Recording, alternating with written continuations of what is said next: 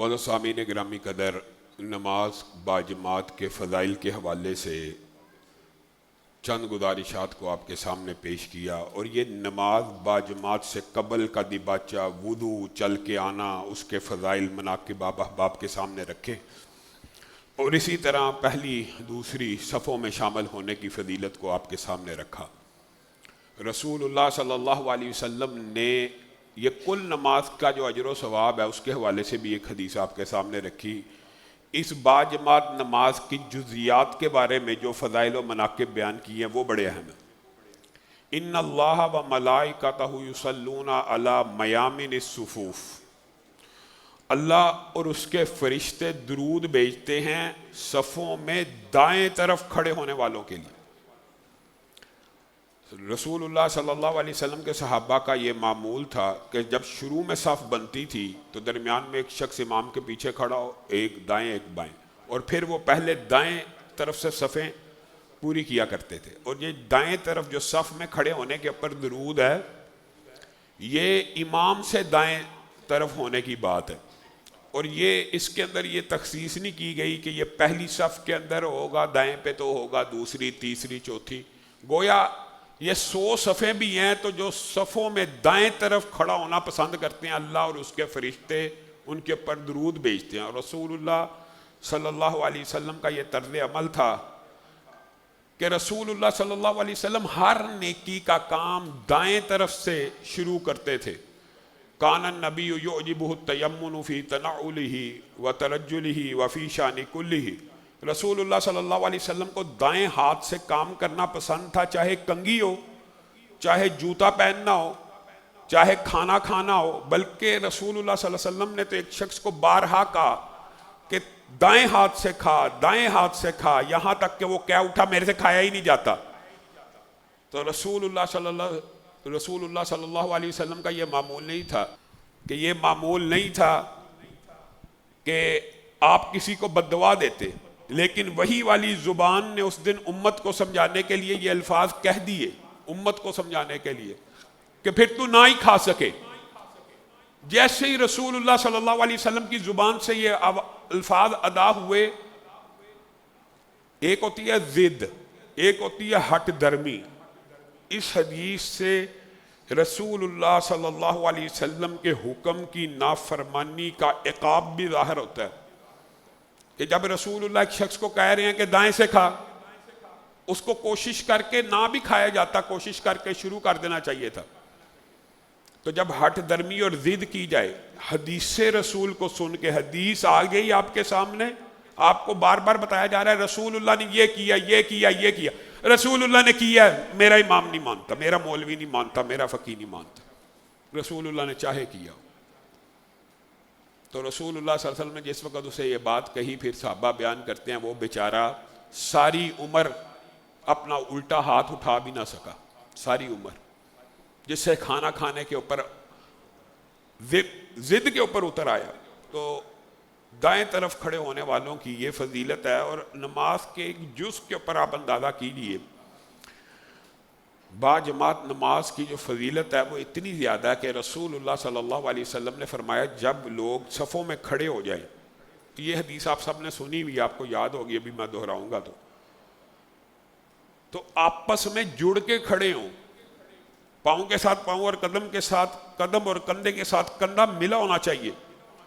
اور جو بندہ اس خلا کو پر کرنے کے اندر پہل کرے گا، ایک شخص ہے اس سے کچھ فاصلے کے اوپر بندہ کھڑا ہے، بندہ اس خلا کو پر کرنے کے لیے پہل کرتا ہے اور اثار اور قربانی کر کے اپنا پاؤں کچھ آگے بڑھاتا ہے تاکہ وہ بھی اپنا پاؤں میرے ساتھ ملا لے۔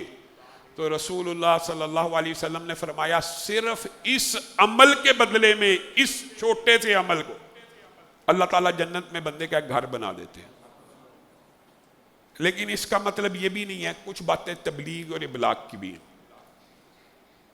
بہت سے ساتھی معاشرے میں ایسے ہیں کہ جن کو اس مسئلے کا بھی نہیں پتا کہ پاؤں کے ساتھ پاؤں اور کندھے کے ساتھ کندھا ملانا سنت ہے، اور رسول اللہ صلی اللہ علیہ وسلم نے شیطان کے بارے میں کہا کہ اگر تم خلا رکھو گے تو شیطان اس خلا کو پر کرے گا، اور اگر تم خلا رکھو گے تو اللہ تعالیٰ نماز صفوں کے اندر صفے آپس میں پاؤں کے ساتھ پاؤں اور کندھے ملانے کی ایک علت محدثین نے یہ بھی بیان کی ہے کہ جب پاؤں کے ساتھ پاؤں اور کندھے کے ساتھ کندھا ملتا ہے تو دل بھی مل جاتے ہیں، محبت بھی بڑھ جاتی ہے. اور اسی لیے رسول اللہ صلی اللہ علیہ وسلم نے فرمایا تھا کہ پھر یہ خلا اور فاصلے پیدا نہ کرو، تمہارے دلوں میں بھی فاصلہ پیدا ہو جائے گا. بعض اوقات کچھ ساتھی اس بارے میں مبالغہ کرتے ہیں. ایک شخص کے ساتھ آپ پاؤں ملانے کا ارادہ کریں، آپ نے نیت کی، آپ نے پاؤں آگے کیا، بڑھا دیا، آپ کا جنت میں گھر بن گیا. اگر وہ شخص پیچھے ہو جاتا ہے تو اب اس کا تعاقب نہیں کرنا کہ اس کے پیچھے چلنا ہی شروع کر دیا، پیچھے پیچھے اس کے پیچھے لگ پڑے.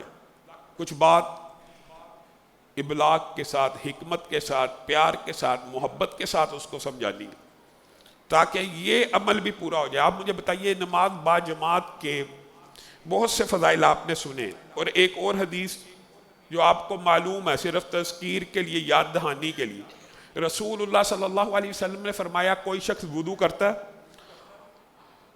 اور وضو کر کے نماز کے انتظار میں بیٹھ جاتا ہے. وہ کسی بھی ٹائم آیا، وہ پہلے آ گیا، وہ کچھ دیر بعد آیا ہے، ابھی نماز میں 15 منٹ ہے، 5 منٹ ہے، 10 منٹ ہے، آدھا گھنٹہ ہے، گھنٹہ ہے. وہ حدیث آپ نے سن لی کہ ایک نماز کے بعد انتظار کرنے والا کیسا ہے، دوسری نماز تک کا وغیرہ. یہاں پہ مطلقاً یہ بات آئی ہے کہ ایک شخص وضو کر کے آیا اور با جماعت نماز کے انتظار میں بیٹھا ہے تو رسول اللہ صلی اللہ علیہ وسلم نے فرمایا وہ ایسے ہی ہے جیسے نماز میں ہے، اور ساتھ ایک اضافی فضیلت بیان کی ہے. اور یہ اتنی بڑی فضیلت ہے کہ آپ نے اس کے اوپر غور کرنا ہے. وضو کر کے ہم مسجد میں آ گئے ہیں، با جماعت نماز کے انتظار میں بیٹھے ہیں تو رسول اللہ صلی اللہ علیہ وسلم اس انتظار کو بھی کہہ رہے ہیں کہ وہ نماز ہی میں ہے. 10 منٹ بیٹھے، ویسے ہم 10-15 منٹ سے زیادہ کی نماز نہیں پڑھتے، لیکن ایک بندہ آدھا گھنٹہ انتظار میں بیٹھا ہے، وہ اس کی نماز لکھی جا رہی ہے. اور ساتھ ایک اضافی فضیلت یہ ہے کہ آسمان سے فرشتے اترتے ہیں اور کہتے ہیں اللہم اغفر لہ اللہم ارحمہ، اے اللہ اس کی مغفرت فرما اور اس کے اوپر رحمتوں کا نزول فرما، اس کے اوپر رحمتوں کا نزول فرما.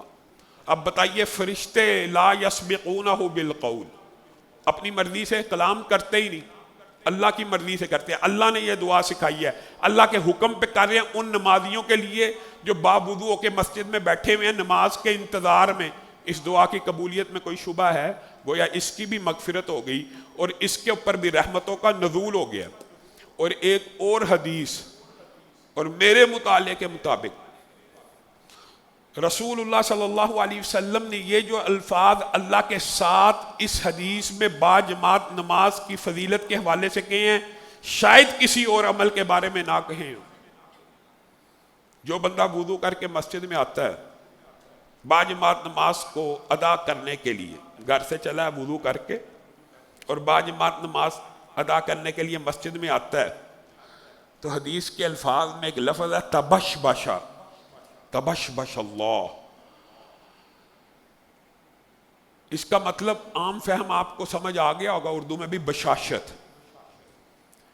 یہاں پہ جو حدیث کی ایگزیکٹ ٹرانسلیشن ہے وہ یہ ہے کہ جب کوئی بندہ با وضو ہو کر مسجد میں با جماعت نماز کے لیے آتا ہے تو اللہ تعالیٰ اس شخص سے اتنا خوش ہوتے ہیں، اتنا خوش ہوتے ہیں جس طرح تمہارا کوئی قریبی رشتہ دار پردیس میں چلا جائے، پردیس میں چلا جائے، یعنی اجنبی ہو جائے، تمہارے ملک سے چلا گیا، تمہارے شہر سے چلا گیا، پھر کئی سال بعد واپس لوٹ کے آتا ہے تو تم اپنے ماں باپ کو، بھائی بہن کو جو تم سے جدا ہو گیا اچانک اپنے سامنے دیکھ کے جو بشاشت اور خوشی کی کیفیت کا شکار ہو جاؤ گے، وہ کیفیت اس حدیث میں بیان ہوئی ہے کہ اللہ ہر دفعہ اسی طرح بندے کے اوپر خوش ہوتا ہے جس طرح تم اپنے پردیسی ماں باپ رشتہ دار کسی کے آ جانے پہ خوش ہوگے.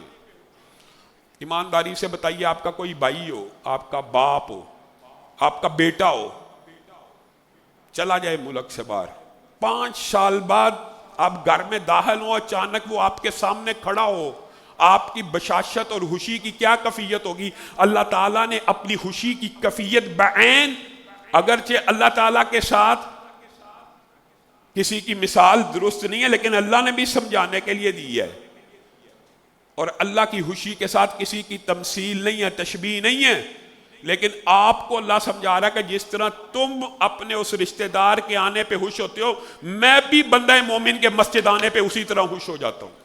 اور اللہ تعالیٰ کی خوشی، اس کا اندازہ اب آپ نے بتانا ہے۔ ایک بندہ جس کے آنے پہ رب تعالیٰ اتنا خوش ہو رہا ہے، پھر وہ یہ بندہ سوچے کہ رب میرے پہ عذاب نازل کر دے گا اور رب مجھے پکڑ لے گا، اللہ کی قسم آپ کے کاموں کی فکر ختم ہو جائے گی۔ اگلی حدیث کو بھی ساتھ ملا لیجئے، محدثین نے ان ابواب کو اکٹھا بیان کیا۔ جو بندہ باجماعت نماز کے لیے وضو کر کے مسجد میں آتا ہے وہ ذائر اللہ ہے۔ ہم عمومی طور پہ زائرین کا لفظ سنتے ہیں، کہاں جا رہے ہیں؟ یہ جی زائرین فلاں مقدس مقام پہ جا رہے ہیں۔ یہ زائرین بیت اللہ بھی ہوتے ہیں، زائرین مسجد النبی بھی ہوتے ہیں، زائرین مختلف مزارات بھی ہوتے ہیں، لیکن ایک خوش نصیب وہ ہے جو وضو کر کے مسجد آتا ہے تو اس کو رسول اللہ صلی اللہ علیہ وسلم کیا ٹائٹل دیتے ہیں؟ زائر اللہ۔ وہ اللہ کی زیارت کرنے آ رہا ہے اور اللہ کا مزور ہے۔ آپ خود بتائیے، اللہ کا زائر ہے جو بندہ۔ آگے محدثین نے جو لفظ لکھا ہے اور حدیث کے جو الفاظ ہیں اس کو پہلے سنیے۔ حدیث یہ ہے کہ زائر اللہ، اگر کوئی بندہ اللہ کا زائر ہو تو پھر اللہ پہ بھی واجب ہے کہ اپنے زائر کی اس طرح تکریم کرے جتنی بڑی وہ ذات ہے۔ آپ ایک عام بندے کے گھر زائر بن کے جائیں، کوئی بڑا بندہ ہو تو وہ آپ کا اتنا ہی کرام تکریم کرے گا جتنا اس کا اخلاق، جتنا اس کی سخاوت، جتنی اس میں جود زیادہ ہوگی۔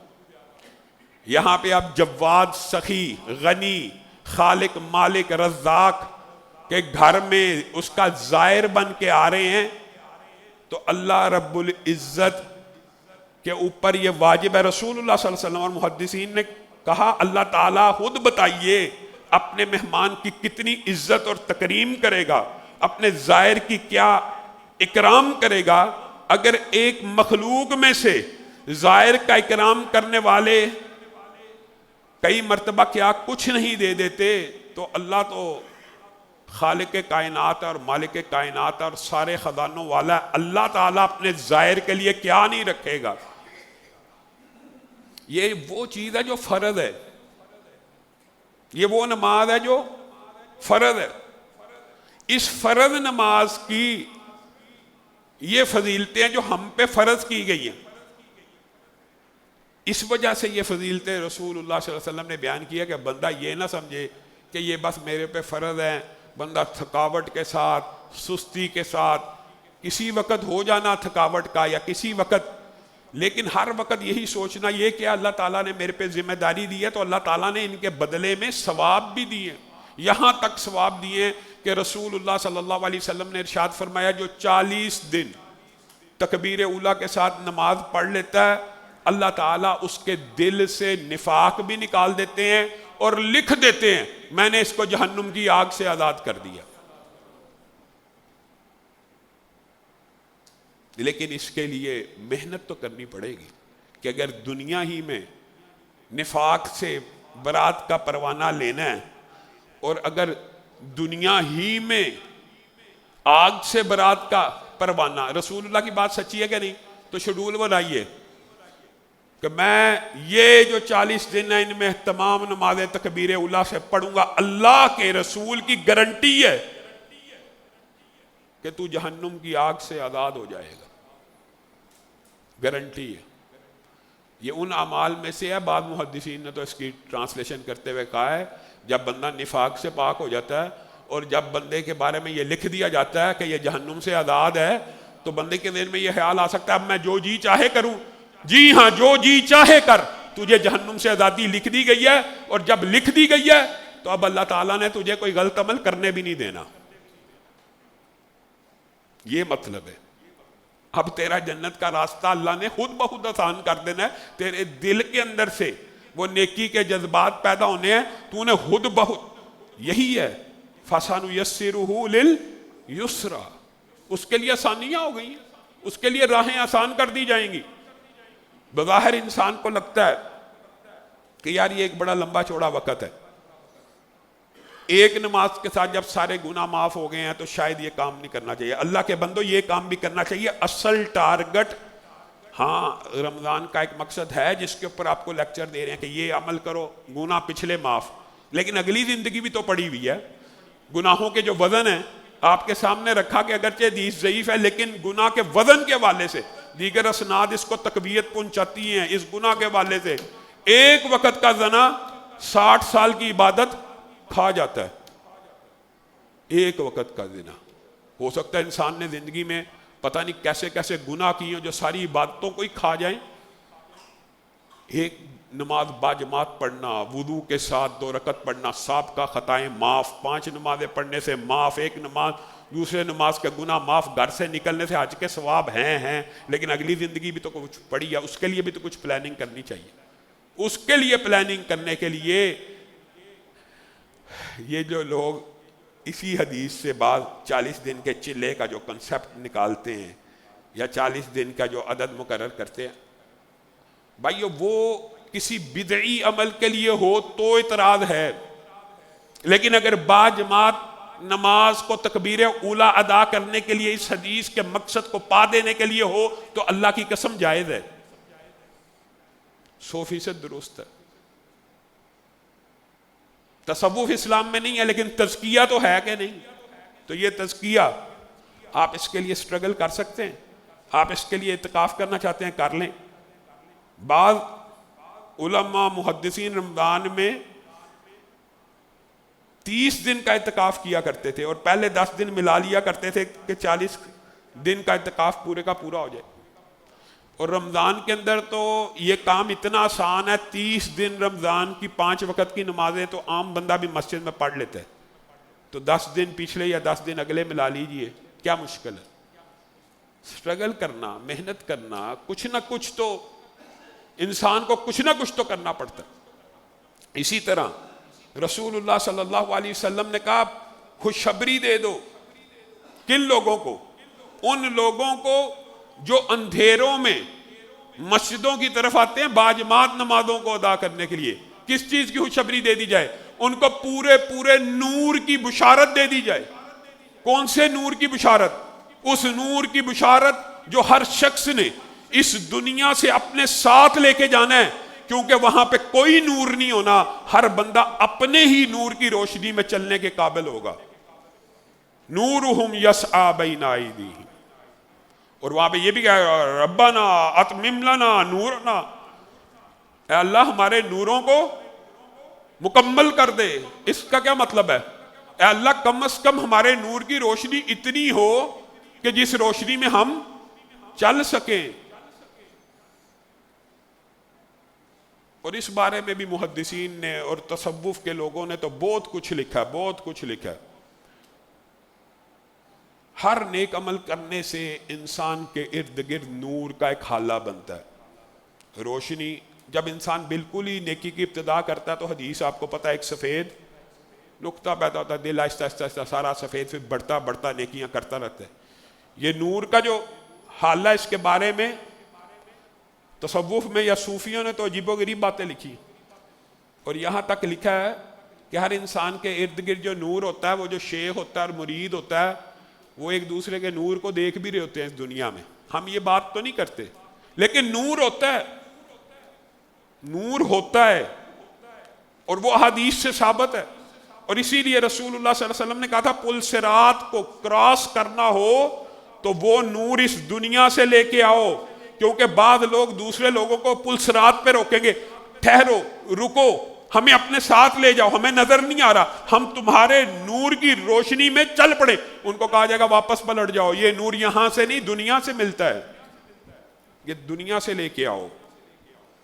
اور یہ حدیث بھی موجود ہے کہ کچھ لوگوں کا نور نظر کی حد تک ہوگا، نظر کی حد دیکھیے، बिलियन ऑफ लाइट ईयर नजर की हद है, इतना इतना नूर भी होगा, और कुछ का कम कम कम, कुछ का सिर्फ एक बाजू तक, और कुछ का सिर्फ अपने जिस्म के इर्द गिर्द, और बाद ऐसे होंगे जिनका नूर जिस्म में सुकड़ता सुकड़ता सुकड़ता सिर्फ अंगूठे के नाखून के अंदर नूर होगा, इतना कम।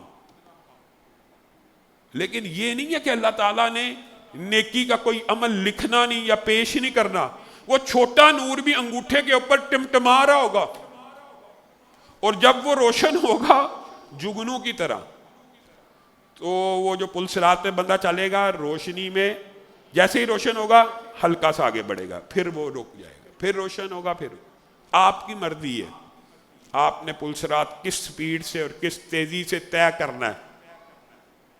अपना नूर कहां से लेके जाना है? यहां से। और वो कौन सा नूर है? ये नमाजों का, अंधेरे वाली नमाजें, जुल्मतों और तरीकियों वाली नमाजों को अदा करने के लिए जो मस्जिद की तरफ आ रहे हैं, उनको कल क़यामत के दिन कामिल और पूरे नूर की बुशारत दे दो। कामिल और पूरा नूर वही है जो हद्दे निगाह का है, कि जहां पे भी कदम रखेंगे हद्दे निगाह तक उनकी अपनी रोशनी जारी होगी, जहां जी चाहेगा पुल सिरात से जैसे जी चाहेगा गुजर जाएंगे। और वो दो नमाजें कौन सी हैं? अंधेरे वाली। अंधेरे में कौन सी दो नमाजें पढ़ते हैं? एक इशा और एक फजर।